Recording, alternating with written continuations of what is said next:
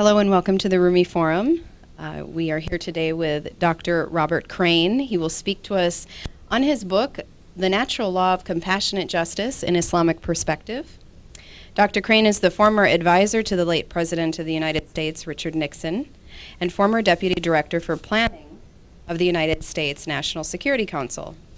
He has authored and co-authored more than a dozen books and over 50 professional articles on comparative legal systems, strategy, and information management.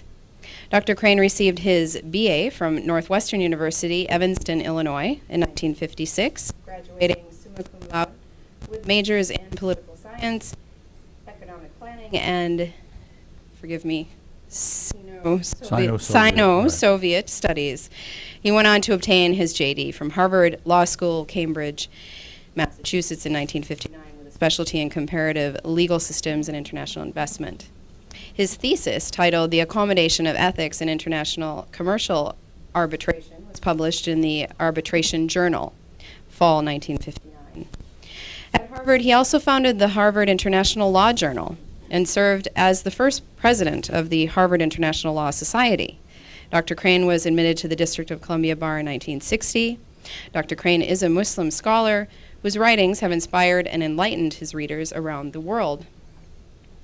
And just a special mention about Read One Communications, the president who's here with us today, Halil Shadid. He's in the back managing the camera, and he is from Read One Communications, which is the parent company of the award-winning television program, The Scholars Chair, which many of you are familiar with here today. So with that said, I will hand the floor over to Dr. Crane. Could you hand me the book too? I haven't even seen it yet. This is the first time I've seen a copy. All right. With a hammer on front. I'm not sure I like hammers. Oh well. This book is really in two parts. Half of it was written, the last half was written for the Center for Understanding Islam, and the president of that is in the back with a camera, 3 or 4 years ago. But the founders of the funders of that decided that it was too negative. It was attacking those who attack Islam. And so they decided not to publish it, which was probably a good decision. So then I wrote another book, this one, which takes a positive view and points out what Islam is. And in the second part, it also explains what it's not, but without attacking anybody. Now the two parts, one is countering the evil of injustice and terrorism. Now, I don't go into countering the evils of injustice, but I've written a couple of books and many articles on it. Just briefly, there are two major evils in the world, and one is economic inequality caused by the concentration of capital ownership, which is getting worse and worse and worse. And that is a cause of alienation and terrorism. Second one is the concentration of political power in the world as a means to maintain order against the perceived threat of chaos in the world. So concentrating economic power, concentrating political power are, I think, two of the major causes of evil in the world, or I might not even call them evil. The second part of countering the evil of injustice and terrorism is countering terrorism. And I've been doing that all my life. Earlier it was countering communist terrorism, and now it's countering radical terrorism wherever it is. And of course, right now we have Muslims who are leading the forefront of terrorism. And I might just list a couple of my writings on it to give you my approach. 1994, I published a booklet, Counterterrorism 101, Grand Strategy, the Missing Dimension of Foreign Policy, because there was no grand strategy, and I still think there's no grand strategy. And then in 2002, I wrote Religious Extremism, Muslim Challenge, and Islamic Response, because the Muslims are the principal challenge, and the classical Islam is the only adequate response. Let's see, 2004, New Frontiers in Conflict Management, a grand strategy to wage jihad against terrorist Muslims. This, I think, is primarily a Muslim responsibility. It's the intellectual jihad. I'll go into that later, which is the third jihad. It's mentioned only in the Quran. Well, let's see, 2005, Taproot to Terrorism, a long piece. Most of these have been published in journals. Also 2005, Reclaiming Islam, the Missing Dimension of Counterterrorism. This is missing in most of the think tanks. They don't see Islam as a principal force to counter terrorism by Muslims, or anywhere else for that matter. 2007, Mission of Muslims in America, a grand strategy to marginalize extremists. 2008, Seize the Moment, Interfaith Cooperation Against Terrorism. And then this past year, Religious Tribalism, a Major Obstacle to Peace Through Justice. And then finally, the Paradigmatic Revolution of Common Ground, the common word and the common ground, which I'm sure you're familiar with.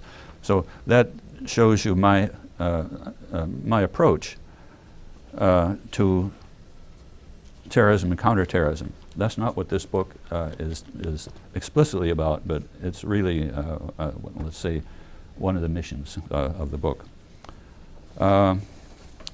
One of the tasks of Muslims is to expose the heresies against Islam that extremist hijackers of their religion are advancing to justify what amounts to a war against civilization. I think Sayyid Qutb invented the concept of a clash of civilizations. Other people picked it up later.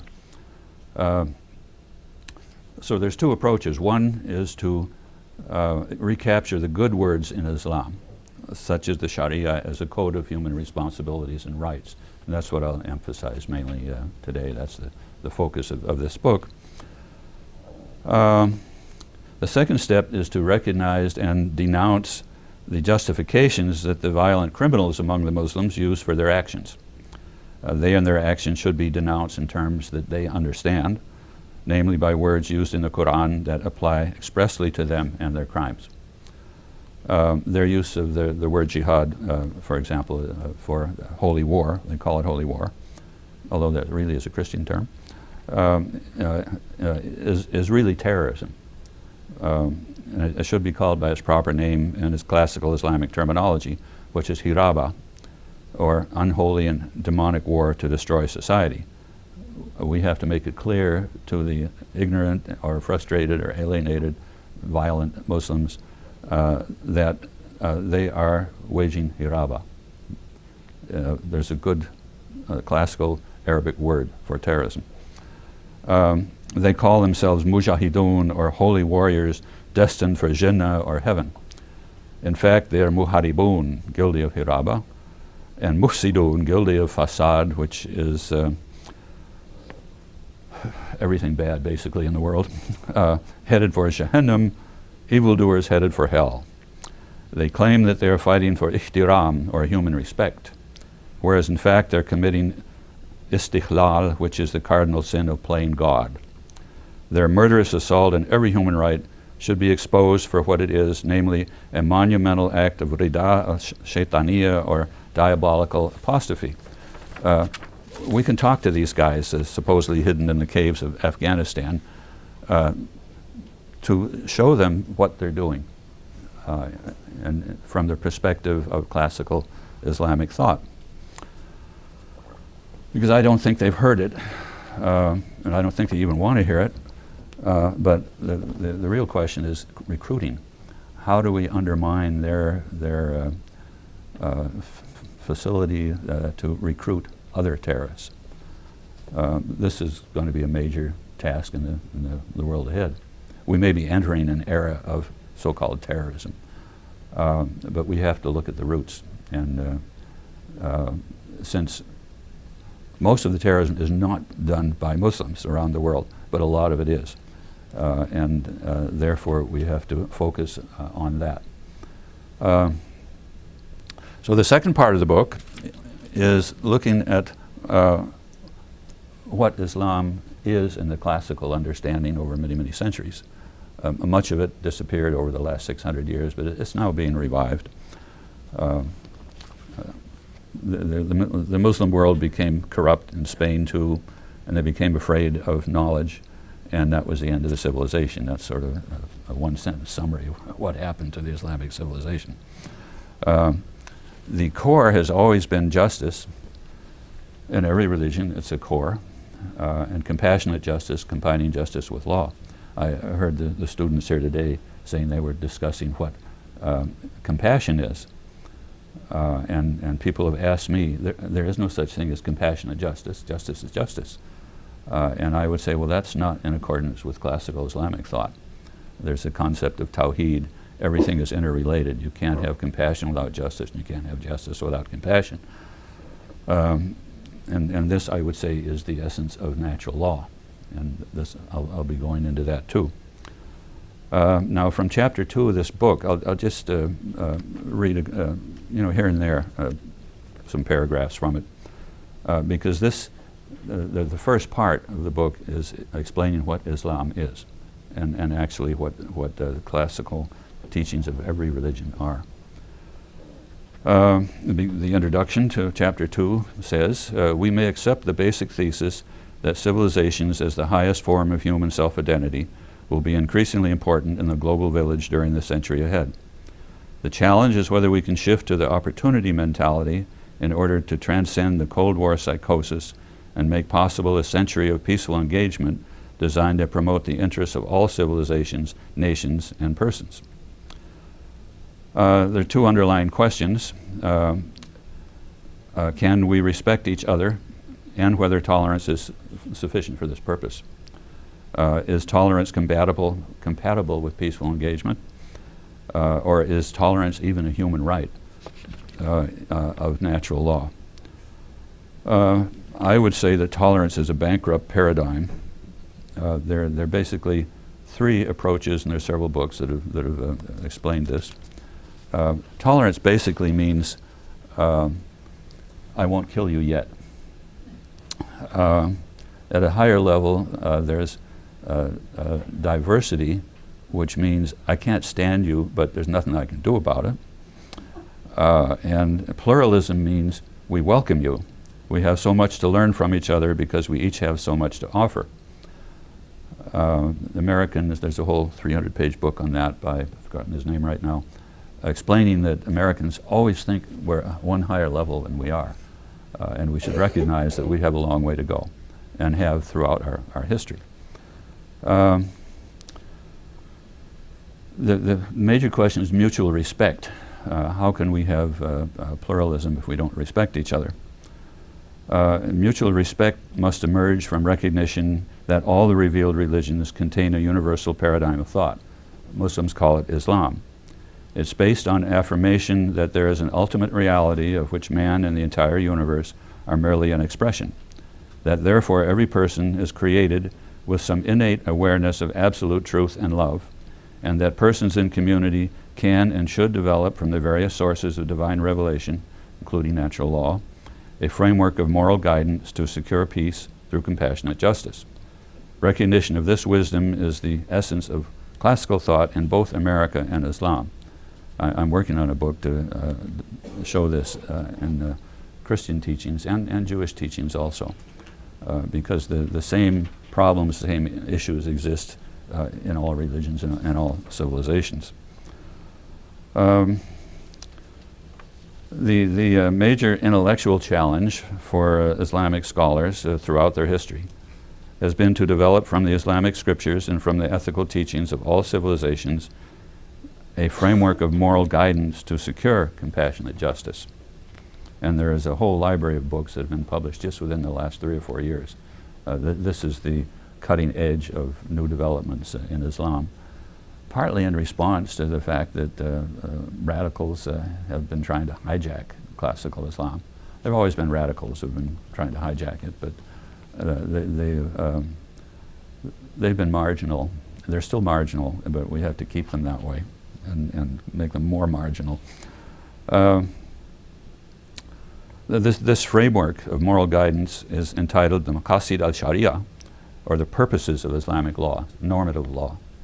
When I spent 3 years at Harvard Law School, 150 years ago, hoping to learn about justice, I never once heard the word in 3 years. Justice did not exist. Normative law did not exist. It was just precedents. If you can find a precedent, you'll win a case.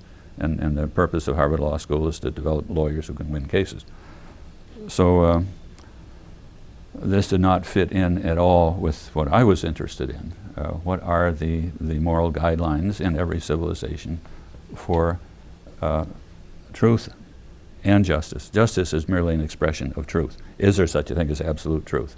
There is, according to all the religions, but we'll never fully understand it. But it's hermeneutical, I guess you would call it. But we can search for it. The role of respect, because the role of respect is critical to this, the role of respect in the Islamic scriptures for followers of the Abrahamic religions, including Muslims as well as Jews and Christians, are brought out by citing 3 basic principles emphasized throughout the Quran. And the first half of the book, most of it is about these principles. The first one, all of these are pervasive throughout the Quran, is freedom of religion, which includes equality and human dignity, unity and diversity, universal conditions for salvation, and equality of the prophets. I'm not keeping track of time, but so I'll just list these. The book explains what I'm talking about and gives the quotations from the Quran and the Hadith. The third principle is love, which includes one's personal relationship with God, forgiveness, and peaceful reconciliation. And the third is compassionate justice, which includes both personal righteousness, or qist, and normative law, maqasid al-Sharia. If I have time, I'll just give a couple of paragraphs on each of these. Freedom of religion, the first part of that, each of these have subheadings. This is how normative law works, incidentally. You have the highest level, the maqasid, which are purposes. Then you have the hajiyat, which are a secondary level, which explains the higher one and shows how to implement it. Then you have tahsiniyat, a third level, which is program actions. This is modern business management. It's also the approach of the classical Muslim scholars. So under freedom of religion, the 3, I guess there are 3, equality and human dignity, immediately following the throne verse, which is the most beautiful in the Quran, describing the attributes of God, states simply, let there be no compulsion in religion. La ikraha fi din. This is axiomatic because ultimate or absolute truth does exist, and it's human instinct to seek it, but no person or community can know more than a portion of this truth. Certainly no one should claim to possess it or to the exclusion of others, because this would be the same as claiming to be God. It's clear from scholarly interpretation of the statement in the throne verse, however, which reads, He knows all that lies open before men, this is God, and all that is hidden from them, whereas they cannot attain to any of his knowledge except what he wills them to attain. The word for religion in Islam is deen. Well, I won't even go into that. I explain all the Islamic terms and various interpretations, and a lot of the discussion is interpreting individual words. Well, that's true in any discussion of paradigmatic thought, approaching everything from the top down. Well, let's see. I have several things underlined here, but let's go on to unity and diversity. Throughout the Quran, we're asked to see the coherence of the universe in the diversity that points to its creator. If uniformity were the norm, there would be only one standard tree, there would be one standard cloud, one standard sunset, but that is not the reality, and therefore it's not reality because that's not the will of God. In the Quran it says we're directed to see that reality consists of created beings to form pairs and to live in communities. We see that in all kinds of, I mean, I'm an expert on wolves, for example. They're created the same way we are. They have a sense of dignity, they have a sense of community, they form pairs. This is part of natural law. Well, maybe I'll quote this. Surah Al-Ma'idah 5:48 reads, "To you have we given the scriptures, just as we have given scriptures to people before you. We have protected your scripture in the Quran in its entirety. So judge among people from what knowledge has come to you, and do not be carried over by your vain desires." In other words, trying to take over other people because they have knowledge also. "Under every one of you, we have appointed a different governing system of law, shira, and a different way of life, minhaj. If God has so willed, all humanity would have been a single community. God's plan is to test you in what each one of you has received in both scriptures and inspiration. So strive as in a race in all virtues." Now, the universal conditions of salvation, which is the third part of the first of these three principles. One of the clearest and most insistent messages throughout the Quran and in the teachings and practice of the Prophet Muhammad ﷺ was the universality of salvation within the various religions that have developed in various times and places. Only three conditions are given as requirements for salvation in the Quran. It's repeated several times. These are: 1, belief in one God; 2, belief in the justice of God both in this world and the next; and 3, practice of good works.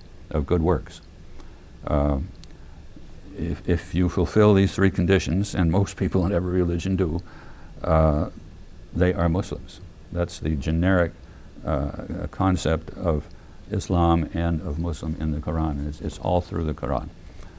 Well, in Baqarah 262, we have this formulation: those who believe in the Quran, those who follow the Jewish scriptures; the Christians, those who follow the teachings of the gospel, in other words, the Christians; and the Sabians, who are basically everybody else. All who believe in God and the last day and do righteous deeds shall have their reward from their Lord, and they need have no fear, nor shall they grieve. The fourth one is equality of prophets. This is a very clear statement that one should not distinguish among prophets. God sent all of them. They have the same message, so don't set up conflicts among them. Now, the second of the three principles pervasive throughout the Quran is love. Now, many people say there is no love in the Quran, but that's because they haven't read the Quran. And a lot of Muslims say the same thing, incidentally. This is one of the problems, that the extremist Muslims are saying exactly what the Islamophobes say. They are taking extremist statements from other extremist Muslims, which go back all the way 1,400 years. There have always been extremist Muslims. And so if an Islamophobe wants to distort Islam as a religion, there's plenty of things to cite. There are plenty of extremist Muslims who agree with what the Islamophobes say. And one of the main concerns of, call them the Islamophobes, is that Islam is not a religion of love. But throughout the Quran, actually there are 5 different words that are used. The most important teaching, pervasive teaching in the Islamic religion, in my view, is the centrality of love. The word Islam means submission to God, but implies both love as the means to submission, as well as the resulting peace. The Quran often uses the term taqwa, which means loving awareness of God. Now, some Muslims will say it means fear. Allah is going to beat me up unless I do this or whatever. That is a very superficial interpretation of taqwa. The common word for love, hub, as the basis for the reciprocal relationship of love intended between God and the human person, first appears near the beginning of the Quran in Surah Al-Baqarah 165. Those who have attained to faith love Allah more than all else. And I list, 20 or different in the book, 20 or 30 different places where hub is used. Well, I might even add, Prophet Muhammad ﷺ used to pray. One of his favorite prayers was, Allahumma as'aluka hubbaka wa hubba man yuhibbuka wa hubba kulli amali yukaribuni ila hubbika. O Allah, I ask you for your love and the love of those who love you and the love of everything that brings me closer to your love. And so it's bizarre that people say there's no love in Islam. Forgiveness, the second one. Compassion and mercy are the essence of Allah in His name Al-Rahman and are manifested in His attribute of action, Ar-Rahim. Almost every surah in the Quran begins with the invocation Bismillah ar-Rahman ar-Rahim, as does every prayer by practicing Muslims. And in Surah Fatir, for example, it concludes with the statement that if it were not for the mercy of Allah, not a single living creature would enter heaven.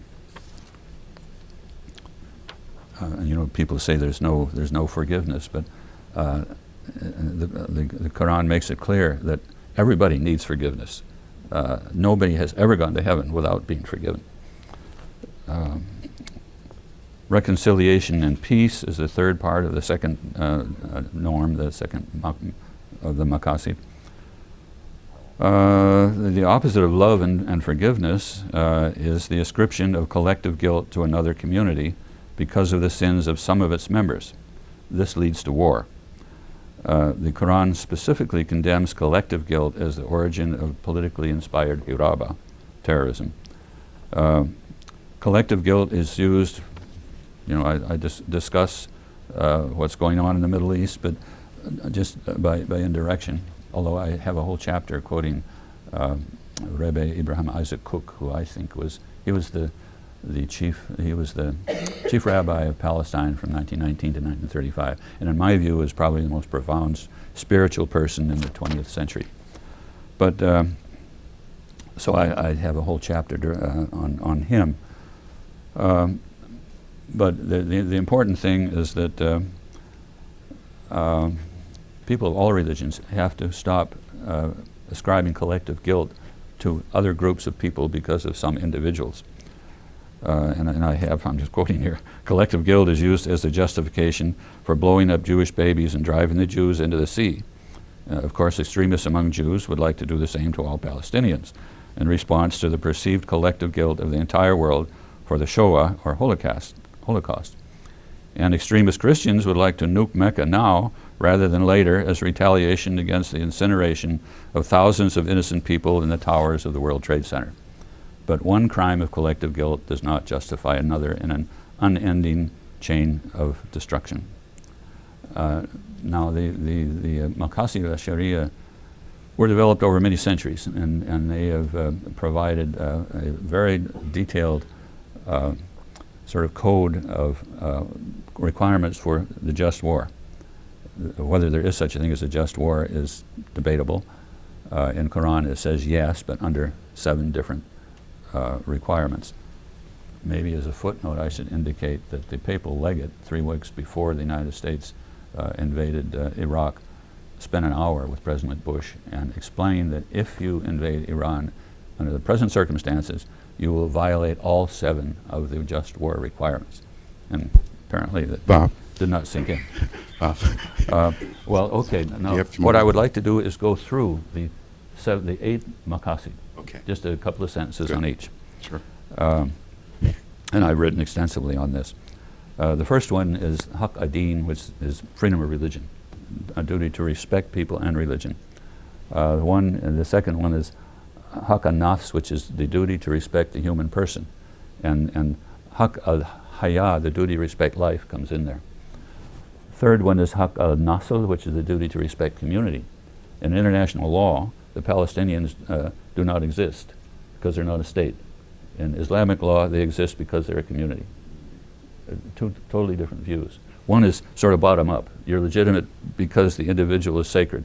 The other is you're legitimate only if someone has power to create a state.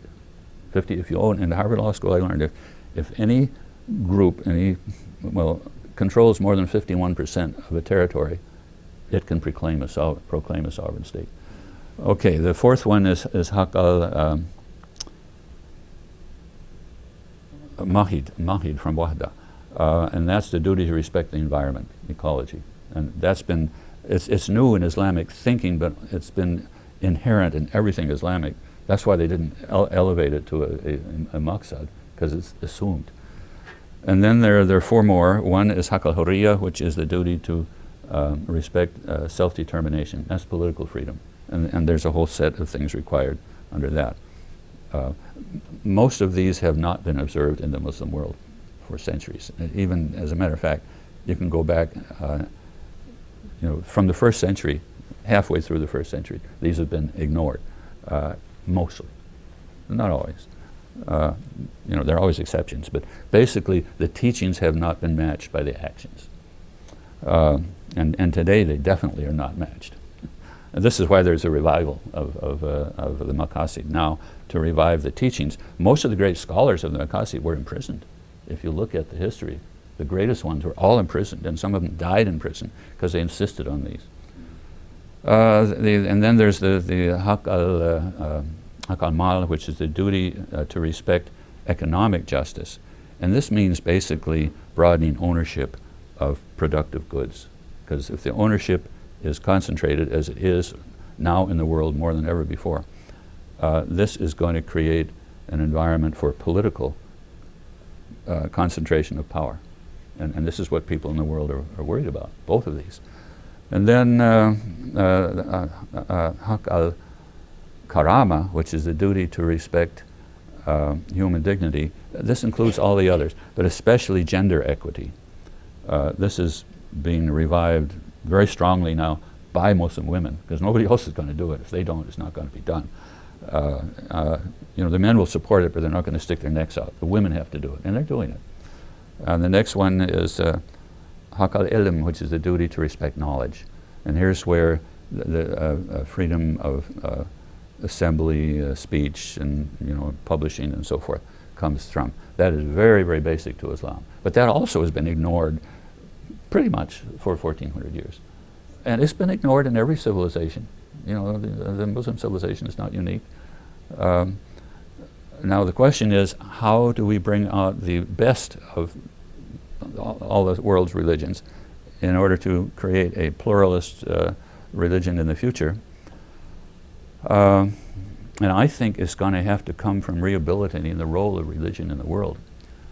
Religion is either ignored or it's perverted, and so people will say, well, it's the major problem, therefore let's get rid of religion. But that's our problem. This is what we have been doing. So I think we have to rehabilitate the role of religion, and that's why I selected the title of the book, The Natural Law of Compassionate Justice. That is sort of a condensation of what needs to be done. In every religion, we have to revive first the concept of natural law. There is such a thing as absolute truth, and we can work towards understanding it. And justice is its application. Assalamu alaikum. Thank you so much. Yeah. The reason my name is Khalil Shadi, by the way. I'm the publisher of Read One Communications, and Bob has been so gracious in allowing me to print his manuscript. We've known each other for 25 years. Well, yeah, but I appreciate the opportunity to put the wonderful words that you just briefly went over into print, because I think it's desperately needed, not only by the majority of the Muslims in the world, but also how Americans can identify effectively with the Islamic world. So I appreciate the work. I'm here to field questions, so I like very much to see whether there are questions from the audience. I think that our procedure is that there's somebody here with a mic, I believe, or maybe I will use my mic. Yeah. And okay, and there's one, two, three, four. Okay, you stirred a lot of conversation here, Bob. So we'll start here. If you introduce yourself and. Yes, my name. Is it working? Yeah. My name is Nini Sharikin. I am from House of Creative Writing, LLC. Thank you very much for your enlightened speech, Dr. Crane. Responding to what you are presenting to us about terrorism, and then from the two extremist views from the Islamophobes, I would like to ask you, what is the proper response then to the Israeli occupation to Palestine, the U.S. invasion to Iraq, and also the Danish cartoonists. So I understand that we have to be patient. Is patience the answer? So please enlighten me. I would say that sabr, patience, is the beginning. If you're not patient, you're not going to be able to follow long-range policies, which are the only policies that can really make a difference. In the case of Palestine, I think that a single state is a bad approach, because the concept of state in Western thought means you exclude God. The government itself is the highest authority. And once you state that man is the highest authority, morality goes by the book. So any state, Islamic state, Christian state, Jewish state, they're all un-Islamic. I think they're also un-Christian and un-Jewish, simply because of the Western definition of state. You can call it a polity, government, society, whatever you want. But state is a loaded term. It means that somebody is going to control everybody else. Definition of a state that I learned at Harvard Law School. Two states is irrelevant, because one of the states basically cannot exist. You can call it a state, but it wouldn't be. It would be like in South Africa, Bantustans. There is a third approach, which would be a federation. And this can be approached, I've been writing about this for 40 years, whether it's in Burma or, instead of insisting on one state to control a lot of diverse peoples, it's better to have a federation, so everybody has a role. Power comes up from the bottom rather than from the top down. An Abraham Federation in the Middle East is doable, but it would take a long time. Sabr, can people wait? I'm an advisor of Ahmed Yusuf, have been for many, many years, who is the deputy foreign minister of Hamas. He is very enlightened. He was one of the two founders of Hamas in 1983, intellectual founders. He is a minority in a group which is basically governed by Mashal in Syria. There's big differences within Hamas. One is very enlightened.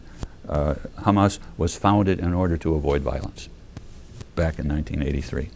When the first Intifada came along, people started getting radical, and there have been splits ever since. Anyway, let's see, I generally don't talk about the Middle East.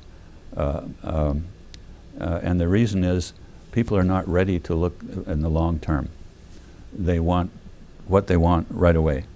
And if not, they're going to use force. And there's no future in that. Now, the other, Iraq. Same thing in Iraq. The British created Iraq. 3 people that should never have been together in the same country were put together in the same country for a deliberate purpose, to make sure people would fight against each other and not against the British. The British occupied Iraq for 12 years and they gave up. It was just impossible. The colonial countries split up the world according to their own spheres of influence, and in order to make sure that the local peoples could never get uppity, could never throw off the colonial rule. So then when finally the colonial powers left, we had all these people either split up or 2 peoples put together in one sovereign country, and most of these countries make no sense. Sudan makes no sense at all, but the British put it together. Burma makes no sense. Russia the Soviet Union made no sense. These are all empires. I would say even India is an empire. China is an empire. They're all founded copying the Western model of imposing power from the top down. There have always been, there have always been empires, many Muslim empires. As a footnote, I would say the Ottoman Empire was one of the most successful because they permitted diversity. They did not try to impose central power. And so the peoples in Iraq had no problems because they were running their own affairs. The U.S. policies have always been to centralize power, economic power, political power. Afghanistan, a wonderful example. We want to have a strong central government. They don't want that. They've never had it. They never will have it. I don't know, I'm getting this too long an answer, but we need sabr in order to follow long-range paradigmatic solutions. We need paradigmatic revolution. And most people are focused on the next year or two for political reasons or whatever. They can't, their bottom line has to be what can we achieve visibly now, not how can we change the way we're looking at something to change the whole future of the world. How about the Danish cartoons? In a case like that, ignore them. That's my, that's my approach. I mean, why should we lower ourselves to responding to things like that? I mean, that's why the COI did not publish the book responding to Robert Spencer. Teach what Islam is, not try to counter what people say it's not. It's a matter of psychology. Take the high road. Focus on how to make things better. Not, I mean, if somebody has a very negative approach, I think we should oppose that negative approach, but I think we should emphasize the positive. Yeah. I think we have someone from the State Department who's standing. Got your mic on. Dr. Crane, my name is Harold Bonnequist. I'm a Foreign Service Officer with the State Department, and I'm currently working on the Iraqi justice system. And my question is about the relationship between justice and freedom. Yeah. And the reason I'm asking this question, in your talk you use freedom only in a rather narrow sense, freedom of religion. Important, but narrow. And when we invaded Iraq, or as we like to refer to it as liberated Iraq. And we did, from Saddam Hussein. And we went in, and the battle cry was, "We are bringing you freedom." Right. And I know from my time in Iraq, this did not resonate with Iraqis. It resonates with Americans because we view our role in the world as extending freedom to all peoples. So my question to you is, what does the Quran view the proper sphere of freedom to be, given that Islam means submission, and how can we better present our goals in a way that is more likely to resonate with the people we're trying to work with? I think a very simple answer to that, we can talk about freedom, but we have to say what it means is justice. All of the maqasid, the 8 that I mentioned, can be described as principles of freedom. Principle of freedom for the community, freedom, economic freedom from control by concentrated wealth, political freedom from concentrated political power, freedom of gender, freedom of knowledge. Those are all promoting freedom, every one of them. If you submit to God, that means not that you're abandoning your own freedom. I mean, we always have freedom. We were created with freedom to do whatever we want. We have the right to choose. But the ultimate freedom, as the saints in Christianity and Islam also, the ultimate freedom is to be who God created you to be. You don't know who that is. You may construct a false identity, but there is a real identity that you were born with, and you have to try to find out what it is and become that. That's the ultimate freedom. So you're absolutely free. If you're absolutely free, you want nothing other than to become what God created you to be. That's the ultimate freedom. And Muslims can understand that. Everybody can understand this. It's born in us, in our human nature. If we start talking in those terms, the Muslims in Iraq will understand us. But we have to make sure that we're using justice as a means to freedom. Well, if you look at the preamble of the American Constitution, there are 5 purposes of creating a unified union. The first is justice, and then there's prosperity. No, on the first comes security, I think, national defense, prosperity, and then freedom. Freedom comes last. It's a product of all the other 4. And this is the Islamic perspective. Justice comes first. Freedom is a result. You don't aim for freedom. I mean, if you just aim for freedom, I want to do whatever I want to do, period. And Muslims will not accept that. Nobody will accept that. Bob, we have time for 2 more questions. I think there was Sarah. Assalamu alaikum, Dr. Crane. My name is Sarah Hassan, and I'm actually I'm the founder and president of OneBlue.org. First of all, I just want to thank you for your talk about your book and the book. I'm really looking forward to reading it. I have sort of like an introspective question. I think what really struck me was how few Muslims actually talk about how we have to tackle this problem from within. And, you know, I'm an advocate of cleaning out your own house before you tell the neighbors how to treat you. Mm-hmm. And I kind of tell that to my kids as well. You always have to figure out how to improve yourself before you expect things from other people. Mm-hmm. So my question is, and I see this in the work that I do, that the Islamic world is just so diverse in every sense of the word. I mean, in terms of races and cultures and ethnicities and socioeconomic backgrounds.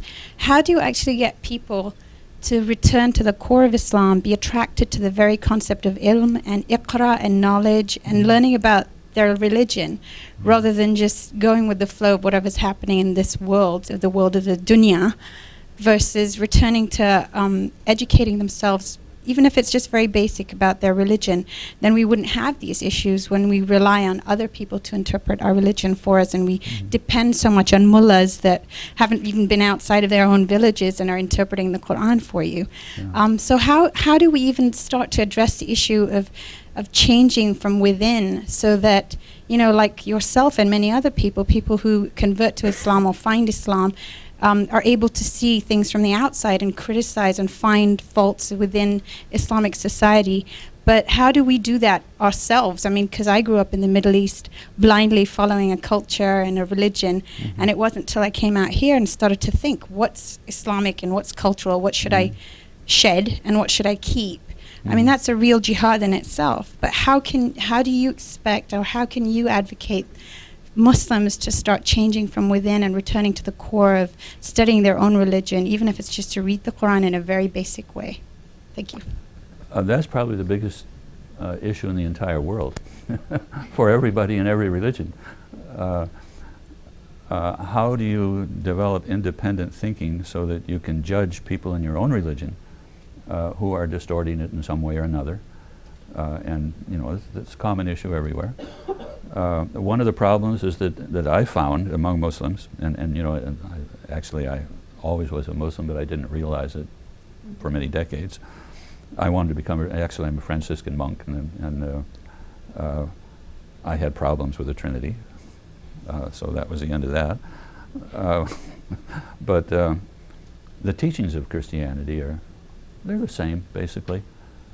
Some of the best thinking, as a matter of fact, has been done by the fathers of the church. St. Thomas Aquinas said that Ibn Sina is my mentor. He says, when I'm talking about my mentor in everything, I mean Ibn Sina. St. John of the Cross borrowed everything, his document, his language, everything that he taught. He's one of the greatest Christian saints. He said, I borrowed all of this from Sheikh Shadali, North African, not a saint, North African spiritual leader, the only head of a big tariqa outside of Asia, the Shadali. So it's very important to study the same issues in every religion, because they are the same. And they borrow, they work together. One of the major problems, I can just look at the problems I have seen within the Muslim community. And actually, there were 2 books written by that. I've forgotten the name. Even Angels Ask, whatever his name is. Dr. Jeffrey Lang. Jeffrey Lang, yeah. Yes. Muslims didn't even understand what he was saying. He was saying that, you know, angels asked God, why are you creating human beings? And God said, I have my own reasons. I mean, you don't know what they are, but there's a reason. And so Jeffrey Lang is saying, the angels were wondering, why are you creating these Muslims? They've got so many problems. That's what he was saying about Muslims in America. They didn't even understand what he was saying. And part of the problem, number of problems, we don't have time for them all, but one of the problems is that Muslims think that in order to be unified, you have to be uniform. And then they start arguing. I'm right, so everybody has to agree with me, and then we'll have uniformity. And I said, well, that's the exact way never to get unity. And it's difficult for people to understand that. Another is how to look at empowering other people rather than just yourself. This is a huge problem. And I gave a talk once in 1985. At that time, it was the largest gathering of Muslims in the United States. And I was asked to talk about American strategy. And so I gave this nice talk about what an Islamic American foreign policy would be. What's a good Islamic strategy for America to follow? Dead silence. Nobody had any idea what I was talking about. They thought I was going to talk about how to counter America, strategy against America, not a strategy for America. I understand, Bob. We're going to take one more. It's a mindset, and we have to change the mindset. And the only way to do that is very simple, is to submit our own future to God and spend our lives trying to figure out what that is. And we'll never know, but if we're sincere, we have a good intent, that's all that anybody can ask of us. I understand. We'll take one more question after this one. Thank you very much, Dr. Crane. I've really enjoyed this lecture, and I'm looking forward to read your book. My name is Alfeka Mutardi. I'm a convert to Islam and recently retired economist. Could I follow up on your statement about the state? Mm-hmm. Is what you're saying is that Islam is not compatible with having a state or with having an Islamic constitution? That was one of the first fitnas of the great difficulty that the Islamic community faced. Mm-hmm. Is it not possible to take these basic principles and translate them into something equivalent to a Bill of Rights and a way to govern ourselves, so that we, as a way to somewhat encodify, to have representation from the bottom up and to marginalize these extremists? Yeah, well, I mean, I've written extensively on that because haq al-hurriya, which is the duty to respect human self-determination and freedom, is very basic to Islam. When I'm referring to the state as being un-Islamic, I think it's more un-Christian than it is un-Islamic, because the state was invented in 1638 at the Treaty of Westphalia. The Lutherans, or the Protestants, and the Catholics had fought a war for 30 years. It was devastating Europe. And they finally reached agreement, and they said, we will no longer accept the authority of the church. We will no longer accept the authority of God. The ultimate authority is each of the principalities that was governing then, whether they were kings or dukedoms or whatever, each one will have ultimate sovereignty, not God anymore. This was a change in mindset. And from then on, the ultimate authority was always a state, and they didn't designate whether it had to be a democratic state or a republican state, just whoever had power. And that's why I say a state in the Western sense is un-Islamic. It's also un-Christian. It's un-Jewish. It's contrary to human nature. Power should come from the bottom up, not the top down, whether it's economics or politics. And you need a constitution.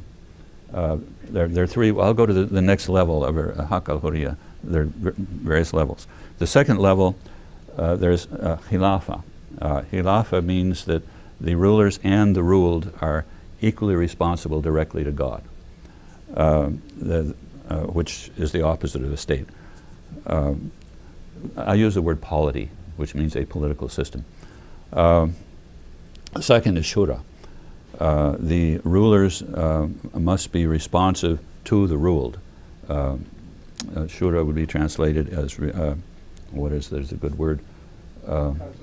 Consultation, yeah. But it has to be systematized, it has to be institutionalized, and that's where you need to have a parliament of some kind. In a simple society, I mean, I come from the Cherokee background, and I was raised in that culture, and I know their system very well. They don't have one man, one vote. I mean, traditionally, they had, call them clans, I guess, groups, and they would each elect somebody who had authority just because he they recognized they had authority. There was no formal structure. The clans then, I don't like the word clan because of Ku Klux, but they then appointed a higher level, and that level appointed still a higher level. And the interesting thing, because this is a federal system, and the Iroquois borrowed this from the Cherokee. Thomas Jefferson borrowed the entire American system of federalism, which did not exist previously, from the Iroquois. And the Iroquois got it from the Cherokee. This is another long story. Who got it from the Mali kingdom in Africa, who sent 2 great expeditions over in the year 1210 and 1210 and 1212. And this should be written up in a book. The American system came from Islam. And this is not unique. I mean, if you study the various systems of the world, you'll find that the bottom-up concept is very common. It's almost human nature, because authority basically always exists in the human being. One's personal sanctity comes directly from God. It doesn't come from the state. It works upward through the family, the community, to the highest level, to all of humanity, or even, meta law, the law that would govern all the sentient beings in the universe. No, the reason why Islam is compatible with representative government is that representative government is a balance between universal principles and the desires of the people. And we call that a republic in Western political science. The difference between a republic and a democracy is that a democracy can become a tyranny, a mob.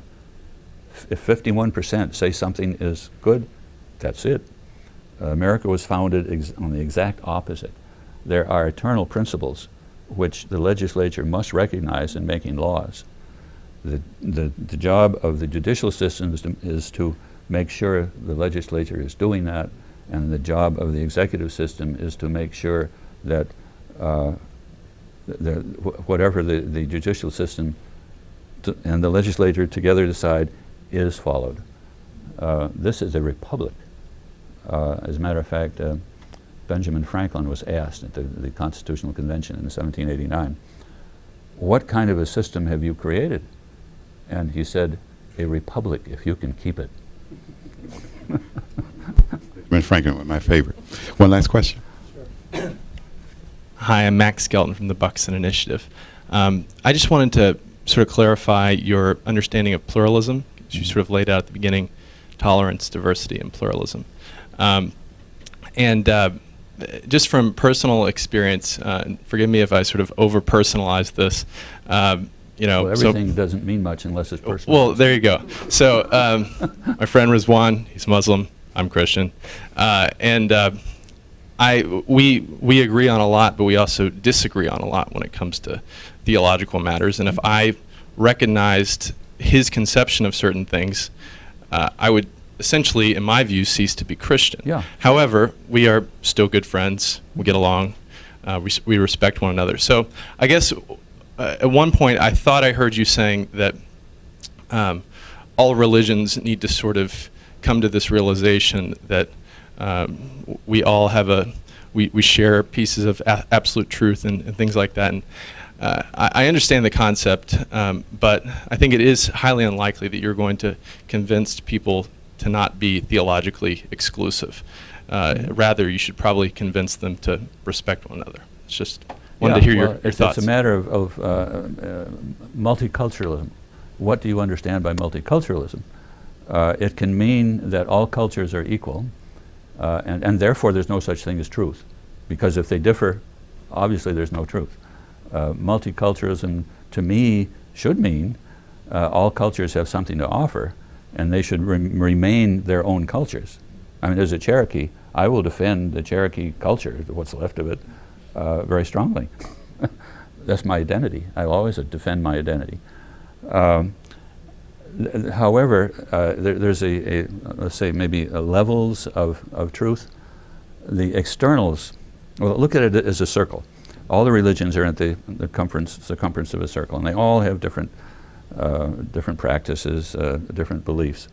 But their purpose is presence of God, basically, to be in the presence of God in this life and the next.